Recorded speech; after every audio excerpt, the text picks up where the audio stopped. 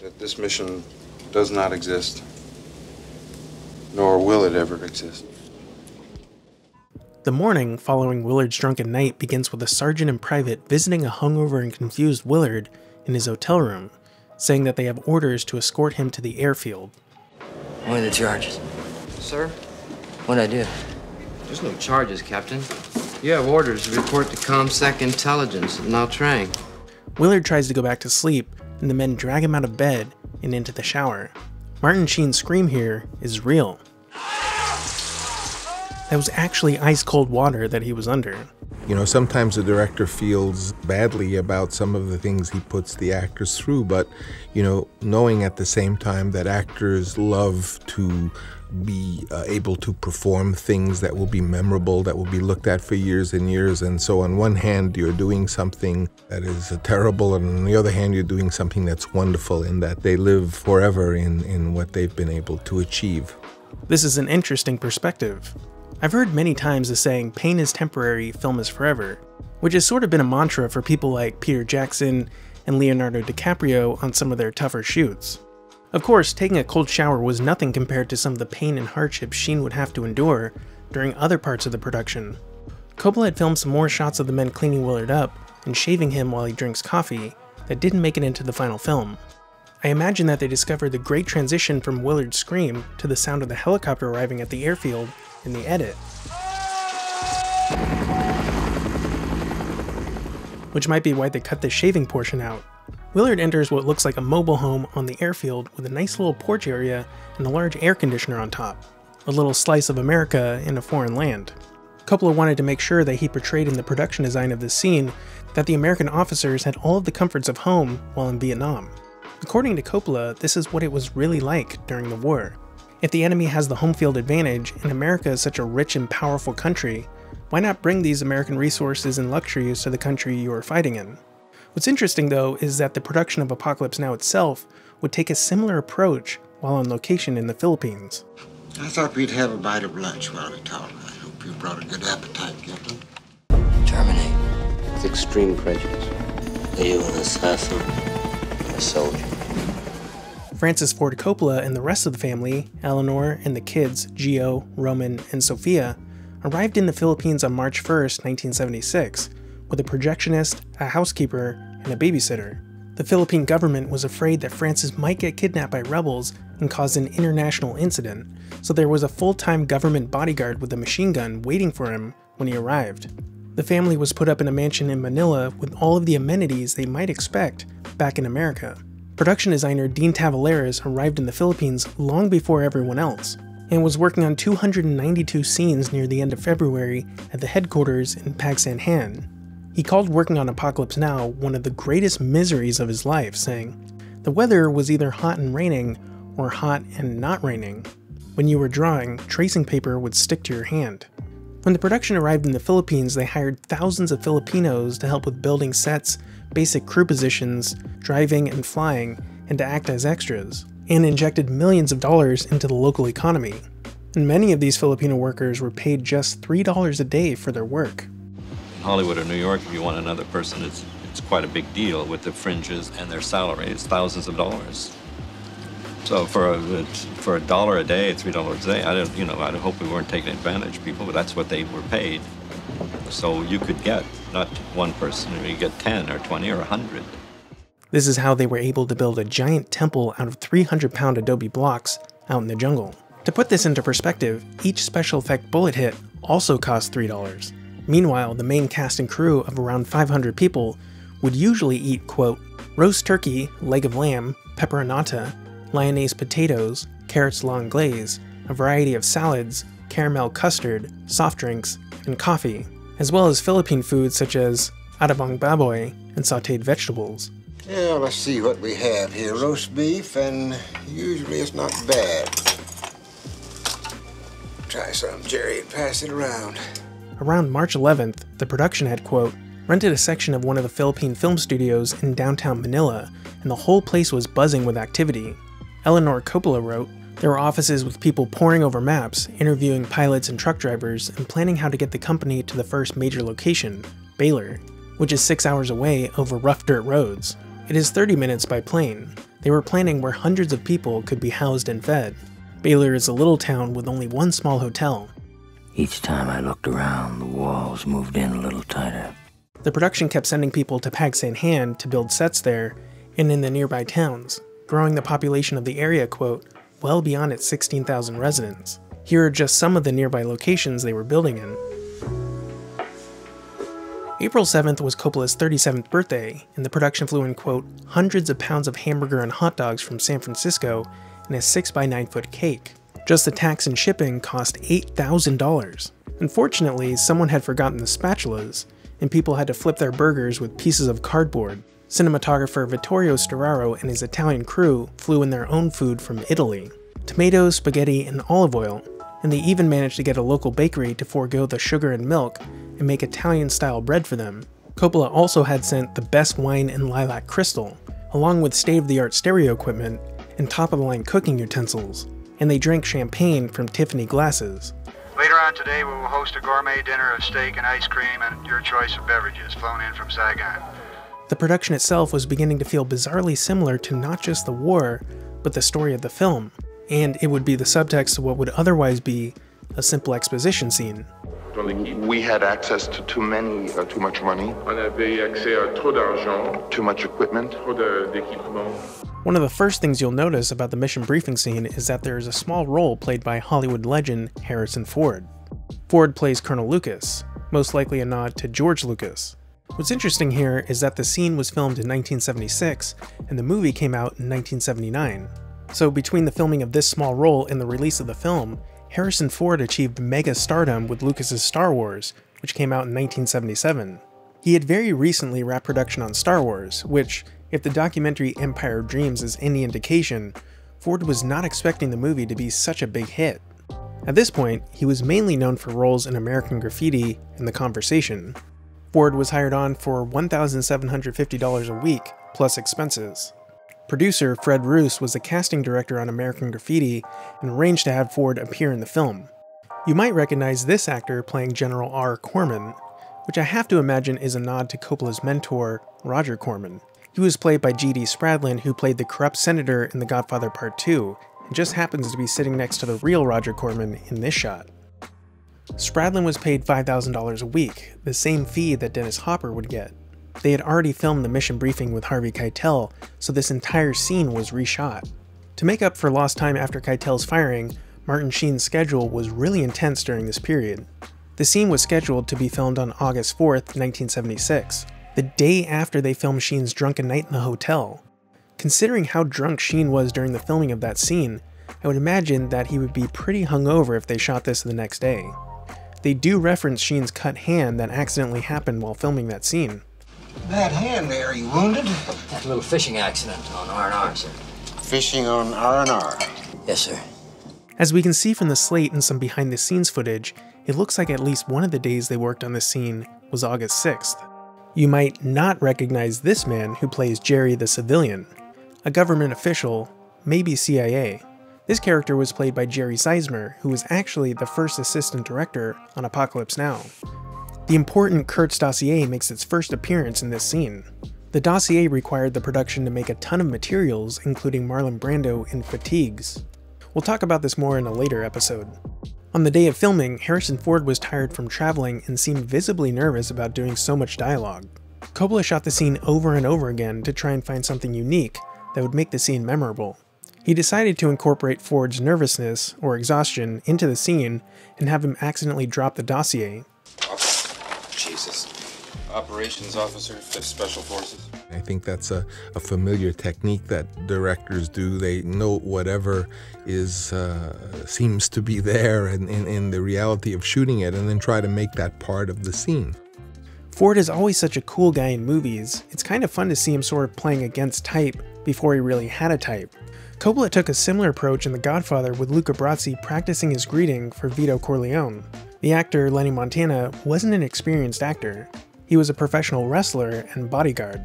They shot the scene of Luca Brasi meeting with Vito, played by the legendary Marlon Brando, and upon seeing Brando in the flesh, Montana froze and fumbled his lines.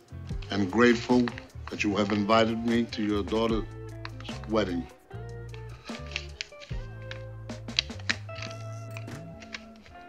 on the day of your daughter's wedding. Coppola then shot the bit of Luca practicing his greeting, so that it would appear that Luca was nervous about Vito instead of Montana being nervous about Brando. Don Carlo, I am honored and grateful that you have invited me to your home on the wedding day of your daughter. In a similar vein, Spradlin wrote some of his own lines at home and brought them in for the shoot.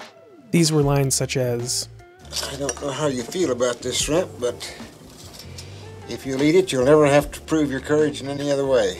And this line, sometimes the dark side overcomes what Lincoln called the better angels of our nature. Coppola thought that Spradlin was padding his part, but he didn't mind because it was always so good.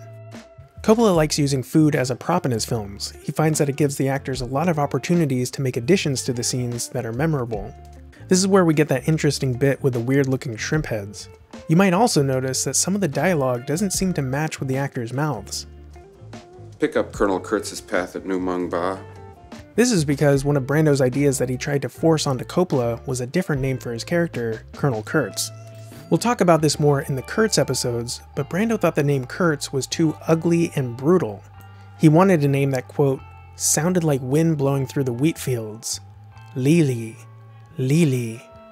Yeah, he wanted Kurtz to be named Lili. In this scene, the actors are actually saying Lili, which was then dubbed over to Kurtz.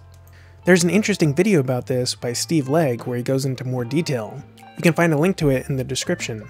Steve Legg also found that there's a shot of one of the photos of Kurtz with the name Lili sewn onto his uniform. In the outtakes and deleted scenes included with the final cut, there's a portion of this scene in which you can hear them refer to Kurtz as Walter E. Lili. You've heard of Colonel Walter E. Lili, Captain? Pick up Colonel Lili's path at New Mung Ba. Say again, sir. Terminate Colonel Lili's command.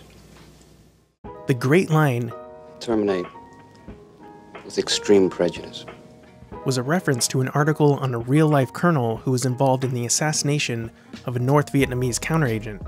The colonel's name was Colonel Rolt, and this episode's companion PDF features the fascinating story of Colonel Rolt and the assassination that would inspire the MacGuffin of Apocalypse Now, as well as excerpts from the drafts of the script in which Willard had previously met Colonel Kurtz, and some interesting comments from the previous episode.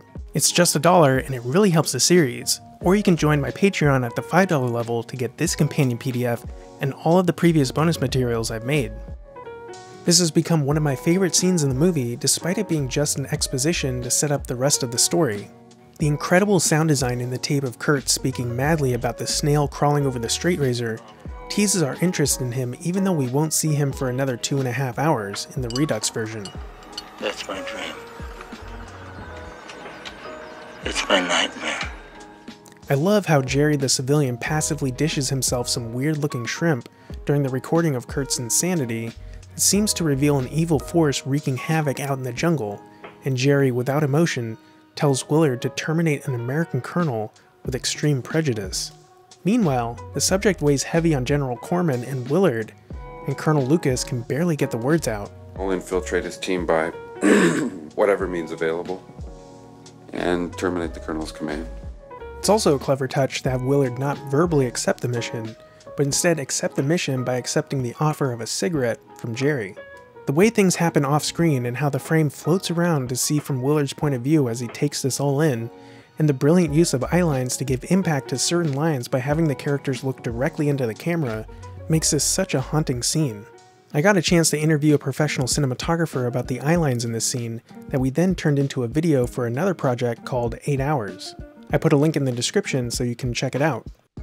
His instructions to the camera operator, who did not speak English, were, you are photographing these 3 men from Willard's point of view.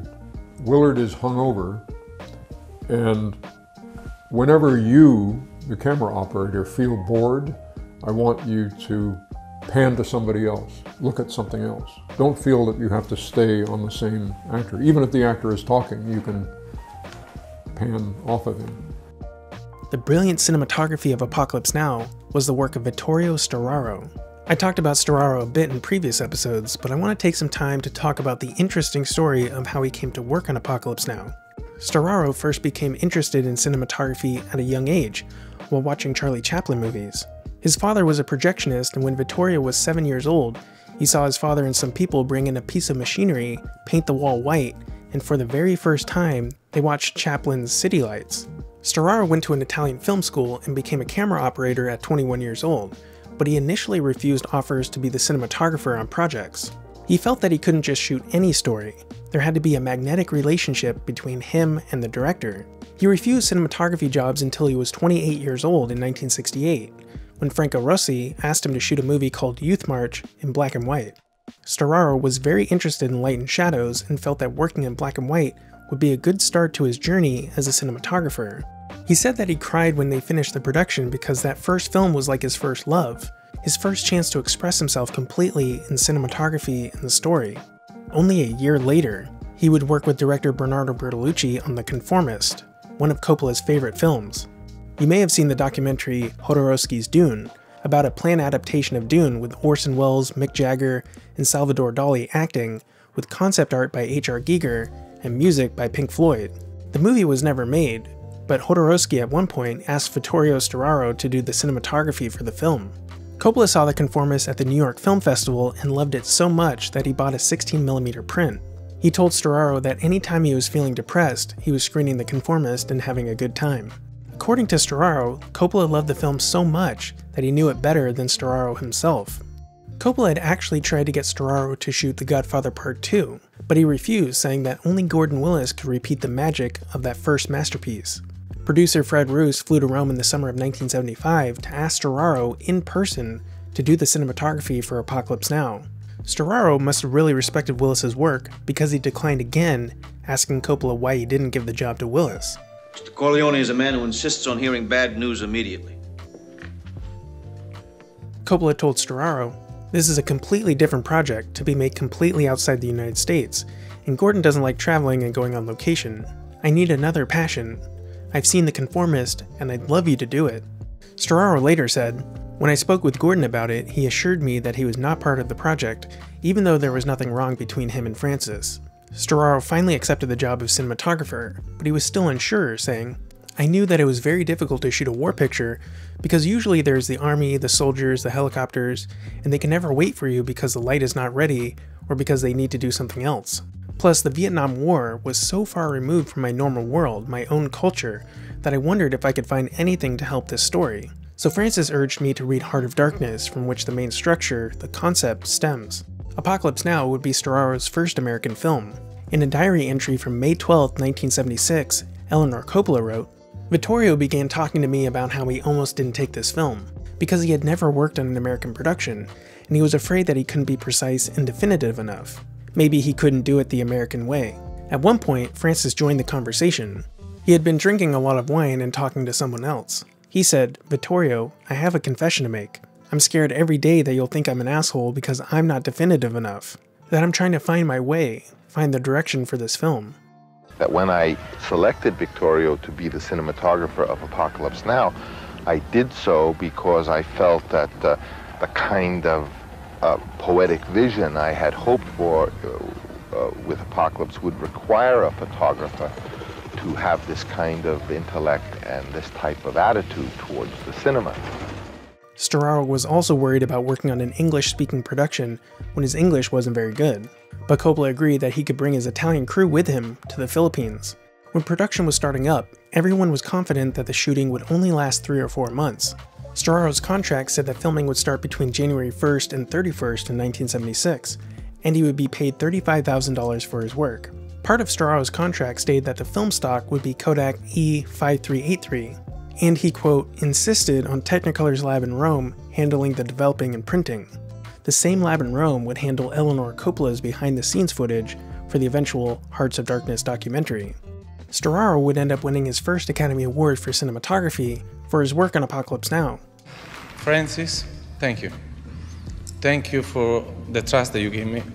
Thank you for the freedom that you gave me to express completely myself in Apocalypse Now. Thank you. He would win 2 more in the 80s for Reds and The Last Emperor. He's still working, so maybe he'll win another. Could you imagine if he had done the cinematography for Denis Villeneuve's Dune after turning down Jodorowsky? The funny thing is that Storaro actually started his work on Apocalypse Now while working on another movie called Scandal, or Submission, in late 1974. He would stay on set after shooting to work with his electrician, grips, and crew doing optical tests for Apocalypse Now.